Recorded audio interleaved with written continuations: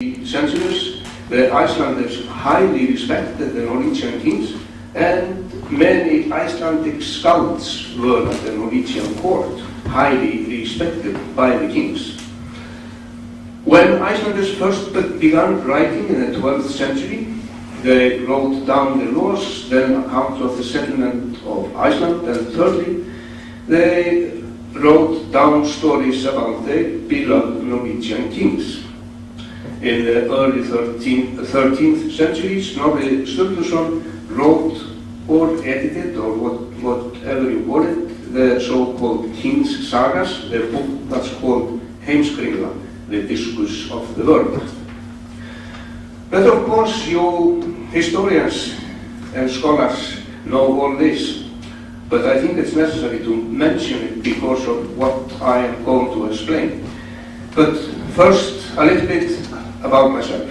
I was brought up in Iceland, in a home with Heimskringla and other sagas, together with a lot of other literature in the bookshelves, in a family that loved those books, and with a grandfather who luckily made me read them.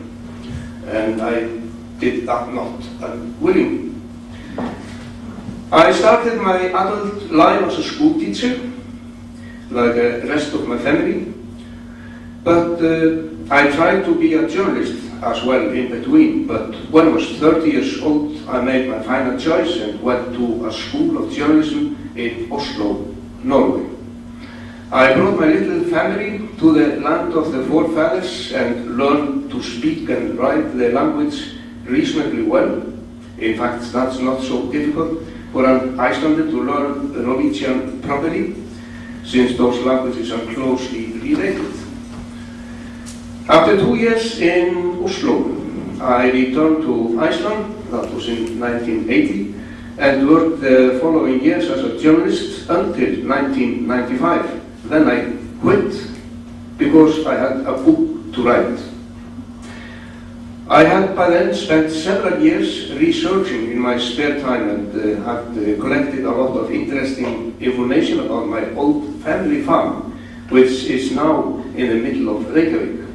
It took me 3 years to write that book, which covers 1,000 years of the area's history, and it was published in 1998. After that, I kept on working as a free and independent researcher, journalist, and writer.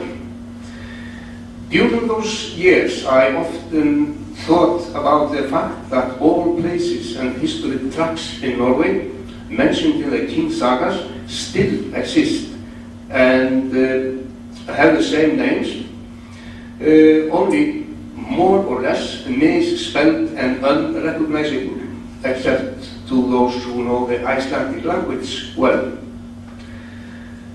Early in 2001, when I had finished a big project, I reread Heimskringla, the King Sagas by Snorri, with a map of Norway by my side, and soon I found all the most important places mentioned in those books.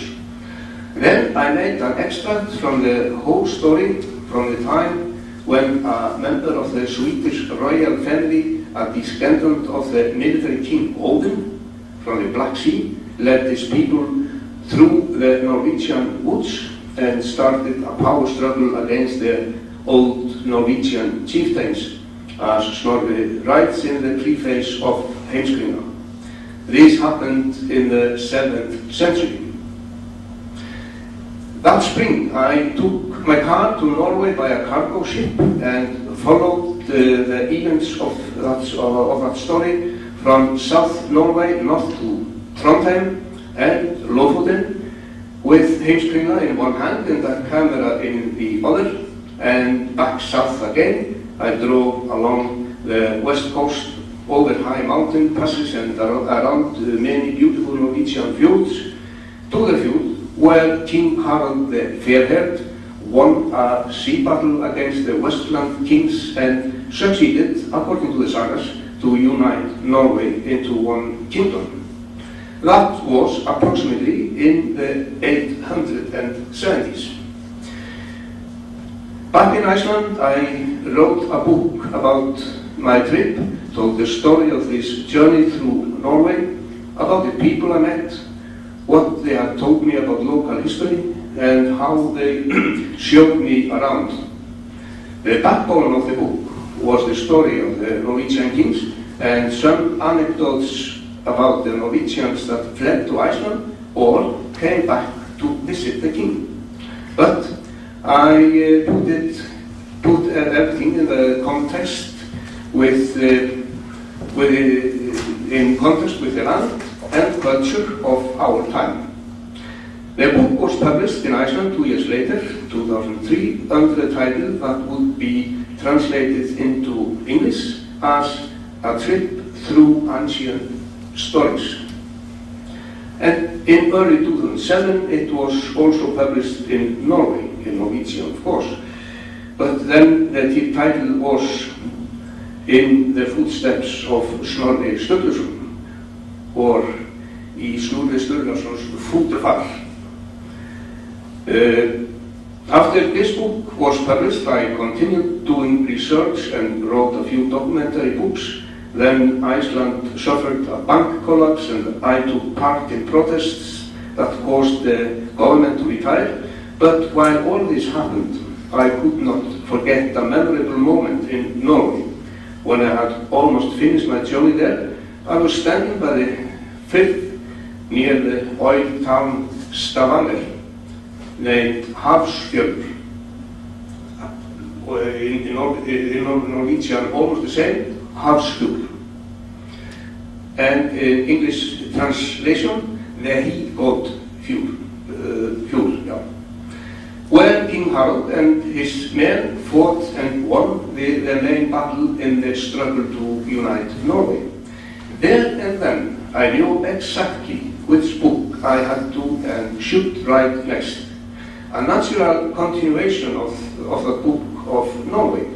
A book about how this battle led to that many Norwegians setting out to the west from Norway, finally settling down in the islands they had found some years previously, and put them under the rule of Norwegian Earls or Jarls, who were themselves under the authority of the Norwegian king. And it so happens that an Icelandic writer, maybe a priest or a monk, wrote a saga of those islands in the late 12th or early 13th century, before Snorri Sturluson wrote his king sagas, and called it Jarla Saga, Saga of the Earls. But later it came to be called Orkney Saga. Nordic and Icelandic. No, I skipped a line. The district outside Lervik. No. What happened here? What happened here? I skipped a lot.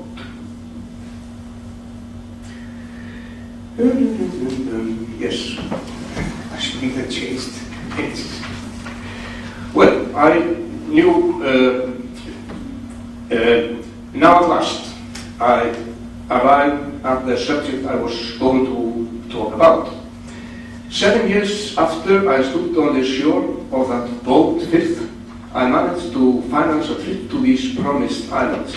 I also took another trip the following summer and traveled around with Orkney Saga in one hand and a digital camera in the other. I must mention here that if somebody had not mentioned the name Tom Muir to me, those trips would not have been as successful as they actually proved to be. He assisted me in every way he could, which was invaluable for me and the project, because nobody knows as much about Orkney Saga and its relations to the islands as he does. In Orkney and Shetland, I followed the same plan as I previously had done in Norway. Found places mentioned in the saga, farmhouses, battlefields, trucks, ruins, a far greater number of ruins, in fact, than are to be found in Norway or any other places I have been. And I found familiar placements here, just as I had done in Norway. Although Orkneyans and Shetlanders have spoken Scottish for more than 200 years, almost all place names are Norse, as you well know, only most of them wrongly spelled, just like in Norway. For instance, Orkney is Orkneyjar in Norse and Icelandic. Eyjar means islands, and Ork means seal, the islands of seals. Well, I've heard other explanations. Kerkvor has nothing to do with a war. It is kirkjuvágur in the Old Nordic language, kirkjuvogur in Icelandic, and was called Kerkvó until it was changed to Kerkvor because some Scottish officials misunderstood the meaning of the name. Lervik is Leirvík in Old Nordic, and the meaning is really, Kleivik or mudwick, as I saw on a sign in the town here. So people here know about that. The district outside Lervik is called Gullbergvik in Old Nordic, and Icelandic it's Gullberavik. Gullberi is a kind of a spider. It really means a boat carrier. So the real name is then Spiderwick. Bressay, the small island outside Lervik, was called Brúsaey in the Middle Ages because the Earl Brúsi or Bruce had his Shetland mansion there. But my main intention was to disentangle, if I may say so, the main plots in the story. And after I had studied it for weeks, I studied the book for weeks and was beginning to understand this rather complicated story, I realized that it's primarily about a rather bloody power struggle, about treachery and killings, and I came to the result that all this is both thrilling and entertaining. So the book is about my trip from island to island, picking up pieces of the plots from the saga and putting them back together, but everything seen with the eyes of a modern journalist. I could go on and on like that, but I won't. You simply have to read my book. The problem is that it has not been published yet. Mainly because of the economical situation in Iceland, but as I said, I hope it will be published in the autumn. This would be because the publishers were not sure it would be a bestseller, and well, it probably won't. But I hope a lot of people will buy it anyway. But yes, it will be published in Iceland next fall, and I am here to present this book because I hope it will also be published in Britain. But I have not found a publisher yet. But of course I am looking for a publisher, and I have got some contacts, but nothing concrete has come out of it yet. It is very important for me to have the book published in Britain because Icelandic is spoken by only 320,000 people and some scholars around the world. The practical result of that for me is, as all Icelandic writers, is that too few people can read Icelandic. So we have to translate our books if we are to reach a wider audience. If we are going to live on our trade. Yes, but why am I writing those books? Well, in the beginning I haven't the faintest idea myself. I just wanted to take a trip in Norway and look for some places I had read about in Heimskringla and all the sagas. At first I made a contract with Icelandic radio, where I used to work as a radio journalist for many years, about sending a weekly report about my travels. But I realized soon that this was not enough. I had to write a book, and so I did. And gradually, over the years, my interest deepened in this context, and in the connection between us. My interest in the connection between us and our forefathers, between the sagas and the land as we know it, and how the history has connected all those islands, from West Norway to Faroes, to Shetland, to Orkney, and to Iceland. It's almost unbelievable that we still can read those ancient texts written by some chieftains and or monks on Kavshin 1,000 years ago, read about the people who existed 1,000 years ago and events that took place 1,000 years ago. This may be old news, but it's interesting news in my opinion, interesting for us that are living here on those Atlantic islands 1,000 years later, at least for those of us that are interested in the Middle Ages and the old sagas, and for anyone interested in the cultural roots. I'm a great optimist, therefore I have already started working on a third book in the same line, the same spring as the glacier with the impossible name, Eyjafjallajökull. Erupted in the spring 2010. I took the boat from East Iceland to the Faroes, stayed there for some weeks, and did the same the following year. I took my car with me and traveled from island to island and talked to people, and at the same time I started reading Faroese history and literature in order to get to know better those nearest neighbors of mine. The people that speak a language that is closer to my own language than any other language, and at the same time close to the Nordic language that the people used to speak on these islands here, Shetland and Orkney, the Old Norse language Norn. Like before, there is an old saga in the background, a saga written in Iceland in the Middle Ages, the saga of the Faroese, Færeyinga saga. My intention is to do the same as before, combine the saga and that Isles, as we know them now, to Faroese culture and history, the Faroese way of living, find similarities between Faroese and Icelandic culture and history, and what is unlike.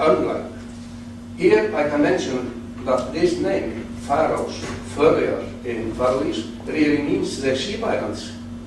It's word in Faroese, fær in Icelandic, but the word only exists in Icelandic in one context, færus, which is a special louse that lives on sea.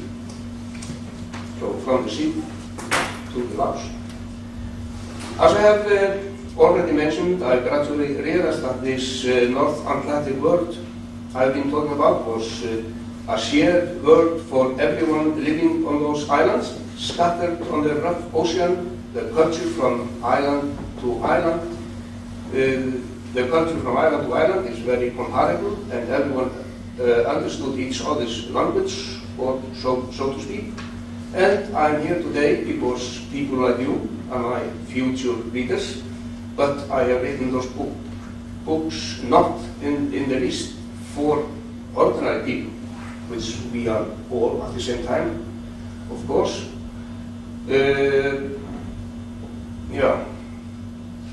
For ordinary people without academic education, people with living interest for history, hoping to be able to motivate people to enjoy our North Atlantic cultural heritage.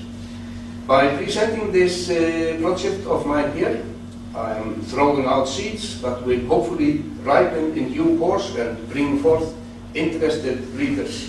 And of course, I am also doing this for myself.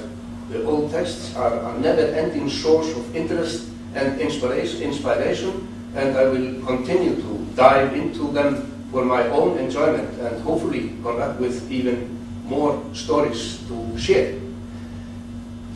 Yeah, this is what I was going to say. And I have, there is a handout there, bits and pieces from the book in English translation. And you can have more 10 copies here, and you can have more if you want. Yes, thank you very much. Thank you, Thorgrimur, for a very interesting presentation. Are there any questions for Thorgrimur? Well, I have a question. I was just wondering, you said you took with your camera all the time. Yeah. Do the books, they have pictures? Yes. I forgot to say that very well. I have the Norwegian book in Norwegian in my rucksack. So you can see it afterwards. I took a lot of pictures, and there are maps in that book, and will be maps of Orkney and Shetland and the whole northwest Atlantic region. So, which is quite necessary, of course. Thank you. Any other questions? Where in Bressay was Bruce's residence? Pardon? Where in Bressay was Bruce's residence? You said that Earl Brucey had his Shetland residence in Bressay. Where in Bressay was that? Yes. Well, I think it would be nearby the big White House you see from the ship. I think that. Okay. Kind of near the standing stone on the left after the ferry.